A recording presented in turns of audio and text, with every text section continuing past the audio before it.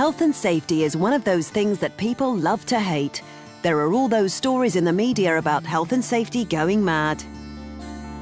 But when it comes to commercial cleaning, health and safety has to be taken seriously. Many of the products that we use can be harmful if used incorrectly. Also, the equipment we use has to be used and maintained correctly to avoid personal injury. Then the act of cleaning itself can be dangerous, particularly regarding posture, lifting and the use of ladders. The best way we can create a positive attitude towards health and safety is to make sure that everyone is involved in creating best practice procedures, and that once they are created, they are adhered to. But this is not just about best practice. Health and safety is also enshrined in the law. So if we do not pay attention to safety in the workplace or cause injury or infection to someone, then whoever is responsible is liable to prosecution.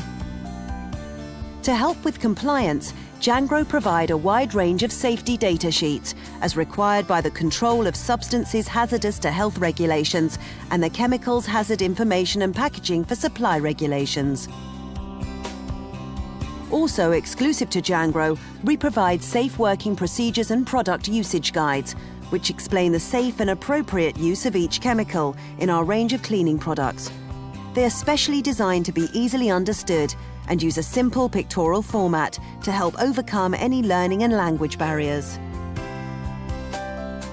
There are also easy-to-understand Jangro wall charts covering health and safety issues. We also provide employee handbooks to help in understanding health and safety best practice. In this module, we'll introduce you to the key aspects of health and safety regarding the cleaning industry. Further detailed information can be found in the unique Jangro guides, data sheets and wall charts. It's the employer's responsibility to conduct risk assessments and continuously monitor safe working practices and to ensure best practice is applied at all times. It's important that we report any issues, injuries or accidents in the workplace to a supervisor. Well done, well spotted. I'll make a note on here and we won't use this again. No site will be perfect, but we're all obliged to contribute towards a safe working environment. Jangro have produced a set of comprehensive risk assessments to assist in compliance. These cover every chemical product we produce, plus many cleaning procedures and a variety of cleaning equipment. Some cleaning activities represent more risk than others, such as working at height.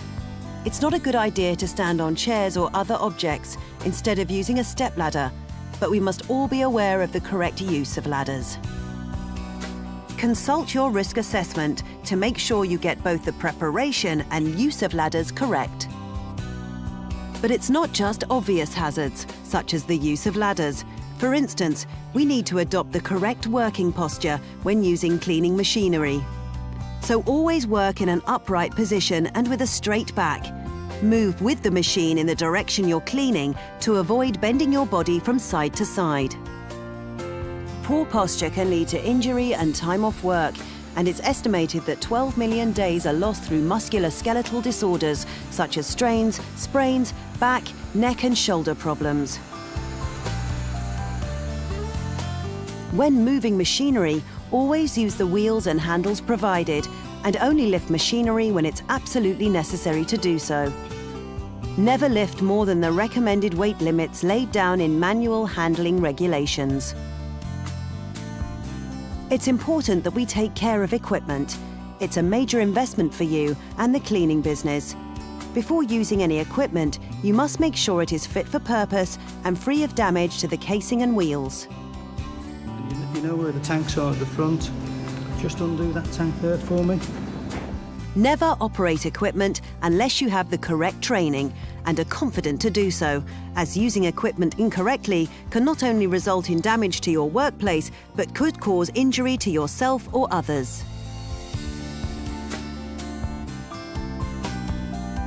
If it's your responsibility, you should maintain a service record for equipment and ensure the machine is serviced as per the manufacturer's guidance. Then ensure that all cables are free from wear, cuts and tears, and that no bare wires are showing. Check the pins of the plug to make sure they are not bent or loose. Always empty and clean equipment after use. Check for current PAT stickers. That stands for Portable Appliance Test on all electrical equipment. If any equipment is faulty, we should stick a Do Not Use label on the machine. Always unplug and store the cable on electrical equipment after use, so it does not remain live and doesn't create a trip hazard to others around you. Then ensure all equipment gets returned to the security of the cleaning cupboard, out of harm's way.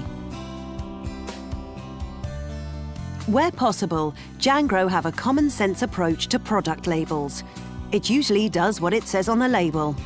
It's also a legal requirement to have safety information, and we must obey these instructions. This safety information includes colour coding. This is there to help prevent harmful bacteria from being transmitted around a building, and is designed to prevent a cleaning cloth which is used to clean a toilet being used in a food preparation area. So it's important that you are aware of your colour coding scheme and adhere to it. Since there is no law regarding colour coding, we must be aware that this scheme may vary, but Jangro works to the most common code adopted by the cleaning industry. There are also a number of hazard warning symbols on labels, warning if a product is an irritant, corrosive, flammable, or harmful to the environment. Many products also include a pH scale on the label, which is numbered from 0 to 14. The pH scale of 7 is neutral, and any product with a number below 7 is acidic. The majority of washroom cleaning products are acidic and have a low pH number because they have to be effective against bacteria and limescale. Any product with a number higher than 7 is alkaline. These include floor polish strippers and caustic soda. Care must be taken when using these products, the correct usage and dilution procedures adhered to, and the appropriate protective clothing worn, so always read the label and check the pH scale before use. When diluting products, always add the product to the water and not the other way round. This avoids the danger of the product being splashed out of the bucket owing to high-pressure water coming out of the tap. Make sure any generic containers, such as this trigger bottle, are labelled correctly. Use dilution pumps to control dosage and prevent spills. There is a Jangro dilution chart for guidance.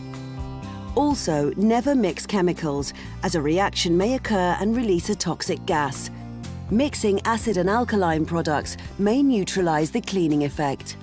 It's important to take care of products.